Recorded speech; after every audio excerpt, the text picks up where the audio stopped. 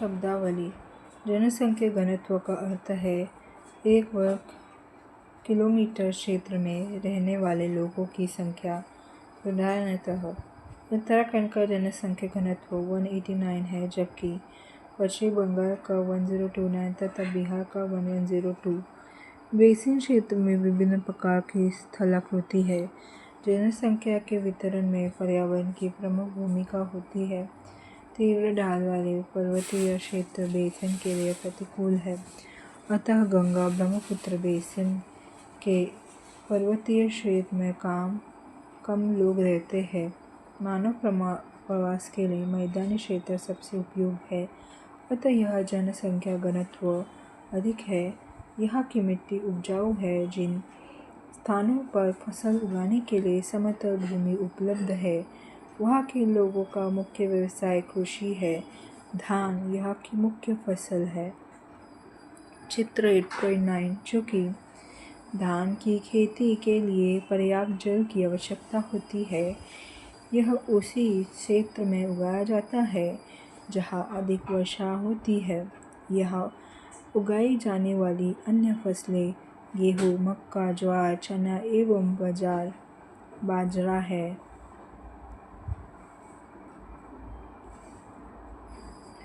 गन्ना एवं जूट जैसी नगदी फसलों भी उगाई जाती है। मैदान के कुछ क्षेत्र में केले के बागान भी देखे जाते हैं। पश्चिम बंगाल एवं असम में चाय के बागान मिलते हैं। चित्र 8.10, बिहार एवं असम के कुछ भागों में सिल्क के कीड़े का संवर्धन पर सिल्क का उत्पादन किया जाता है। मंद ढलान वाले पर्वतों एवं पहाड़ियों पर वेदिकाओं में फसलें उगाई जाती है।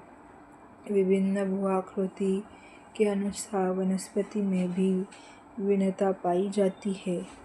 गंगा ब्रह्मपुत्र के मैदान में सागवान, साखू एवं पीपल के साथ उष्णकटिबंधीय पर्णपात पेड़ भी पाए जाते हैं। ब्रह्मपुत्र के मैदान क्षेत्र में घने बांस के घने झुरमुट पाए जाते हैं। डेल्टा क्षेत्र मैंग्रोव वन से घिरा है। उत्तराखंड, सिक्किम एवं अरुणाचल प्रदेश की ठंडी जलवायु एवं तीव्र ढाल वाले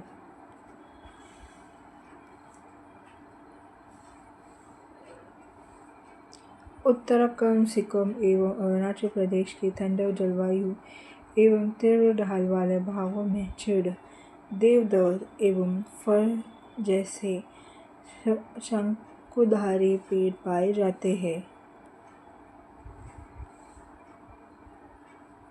धान की कृषि, असम का चाय बागान।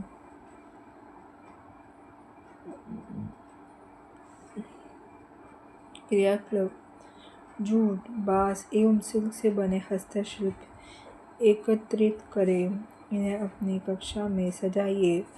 उन स्थानों का पता लगाइए जहाँ उनका निर्माण हुआ था।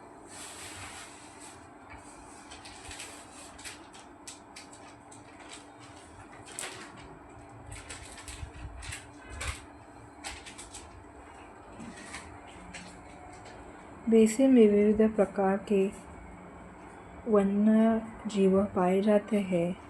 इनमें हाथी, बाघ एवं बंदर आदि सामान्य रूप से पाए जाने वाले जीव हैं।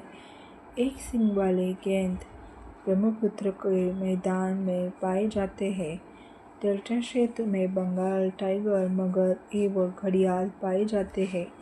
नदी के साफ जल, झील एवं बंगाल की खाड़ी में प्रचुर मात्रा में जलीय जीव पाए जाते हैं। रोहू, कतला एवं हिल्सा मछलियाँ की सबसे लोकप्रिय प्रजातियाँ हैं। मछली एवं चावल इस क्षेत्र में रहने वाले लोगों का मुख्य आहार है। क्या आप जानते हैं वैदिक कियाओं का निर्माण खड़ी ढलान पर समतल सतह बनाकर कृषि करने के लिए होता है। ढलान को इसलिए हटाया जाता है कि जल प्रवाह तीव्रता से न हो। एक सींग वाला गेंडा मगर वैदिक कृषि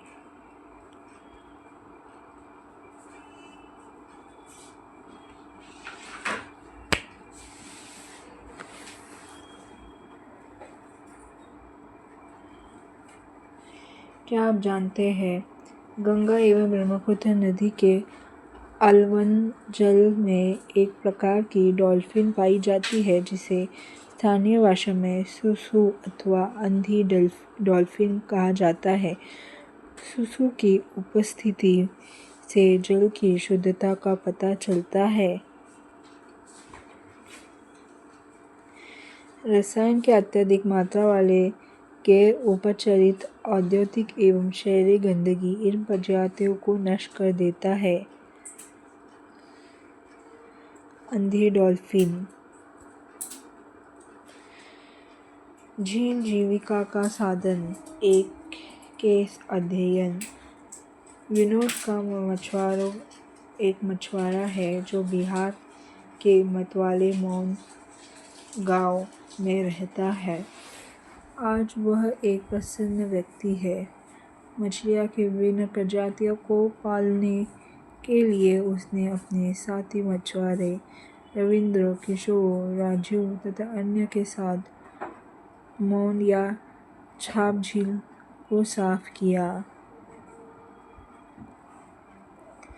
झील में उगने वाला स्थानीय खरपतवार वेलिनेरिया हाइड्रिला मछलियों का भोजन बनाते हैं। झील के आसपास की भूमि उपजाऊ है।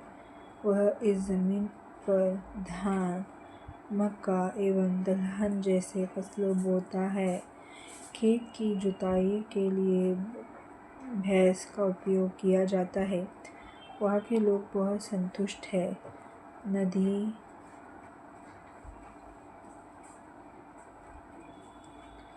नदी में पकड़ने, खाने व बेचने के लिए काफ़ी मछलियाँ हैं जिन्हें पकड़कर वो पास के शहरों में भी बेचते हैं। यह समुदाय प्रकृति के साथ समरसता बनाकर रहता है। जब तक पास है शहरों का प्रदूषण इस झील तक नहीं पहुँचता, तब तक मत्स्य पालन को कोई खतरा नहीं है।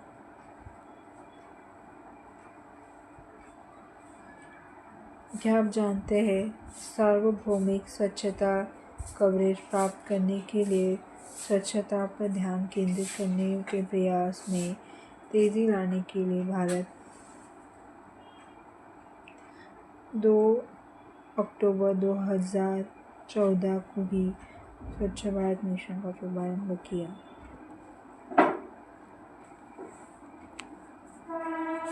गंगा ब्रह्मपुत्र के मैदान में कई बड़े शहर एवं कस्बे स्थित हैं।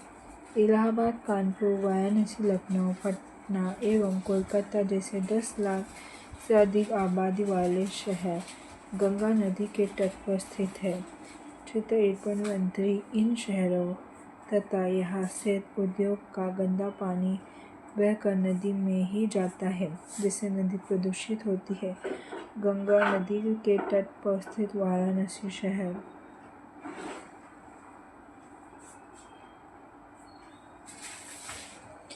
क्या आप जानते हैं गंगा नदी के संरक्षण के लिए नमामि गंगे कार्यक्रम को शुरू किया गया है।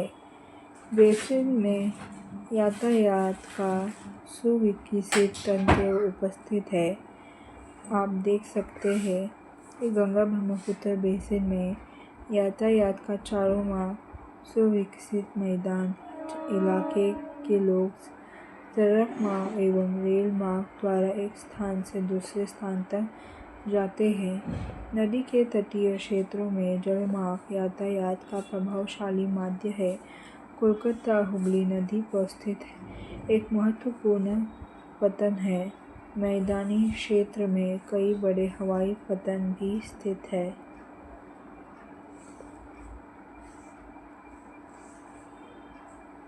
मानस वन्य प्राणी अभयारण्य में बाघ, पर्यटन इस बेसिन की कुछ महत्वपूर्ण क्रिया है।